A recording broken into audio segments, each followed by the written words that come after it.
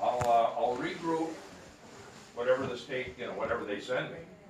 I'll regroup, but I'm not giving up. You know, at this point, there's the wisdom to know the difference between things I can change and the things I can't. Right now, it's the wisdom part. I've got the courage, but right now it's the wisdom, so I don't want to shoot myself in the foot. I'll let the governor's already, if she delivers that to me without any type of representation, that's a police state action. And she's already broken the law by defying the legislatures that have told her that her 28-day extension was up. And she's gone off on her own, as a kind of a rogue governor now, to do what she wants to do. So, yeah, I'm ready to take whatever it takes. I just hope that jail, that prison cell has a nice easterly window with a nice breeze, coming in. Doubt it, but I'll take it. Whatever it is, I'm willing to take it.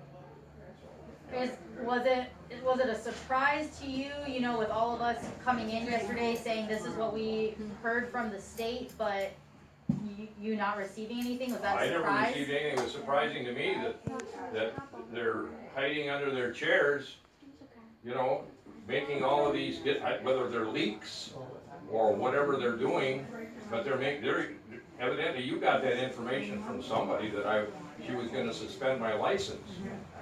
All right, then bring somebody in here, have the police deliver that, whatever way, I'm sure they're going to try to do it in a way that's not quite as dramatic as they did when they came in with the human resources, where they had 8 state troopers lined up out here.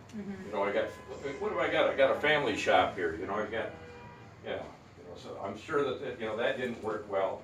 I'm sure they're looking for a way that will make them look better. They have a base also. They're trying to, our governor would like to be a rock star in her own base, and I'm sure she's, that's her intention. She's a career politician, and she would like to have, her base really saying, yes, go for it, get that guy.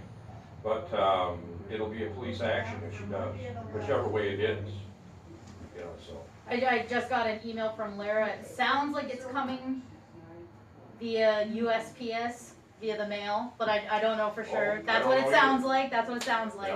Yeah. But how did it feel to have State Representative Matthew Maddock here today supporting you? Oh, listen, he's not the first one. I've had several state representatives. The one I'm disappointed with is my own. I haven't heard from my own state representatives. And he's Ben Frederick. I haven't heard from him. I know he voted against, the governor, but I haven't heard from him.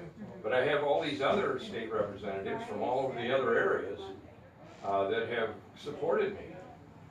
And even my own newspaper here, I'm really disappointed with them. They printed that the governor had suspended my license, and my attorney told them so. That's not true. I don't know why, hometown newspaper here would write that. That's not true. I mean, I expect them to tell the truth about me. I've lived here for, most of my life.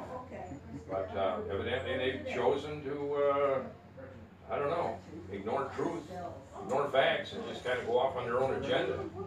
I think they'd like to see me closed. That's what it sounds like.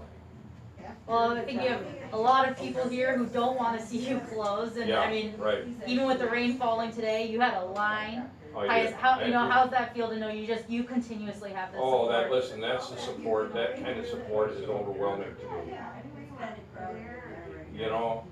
If I spend too much time on that thought, I'll go by it. No, I'm overwhelmed with all of this. It just, I'm a simple guy. A week and a half, just tell him a week and a half ago, how would you, all of a sudden a week and a half ago, you're thrust into a national spotlight like this. I was famous enough as far as I was concerned a week and a half ago. The governor I am the monster that she has created for herself. There are people demanding their rights, people demanding their human dignity back, to be able to work, had she, maybe come in and said, all right, I'll work with the barbers and the beauticians and, but she kicked us under the bus and said, you won't work until, and she went with the box stores, in the big grocery stores. And she went with the pot stores, all that. I mean, you could sell pot, but you can't get a haircut, that kind of thing.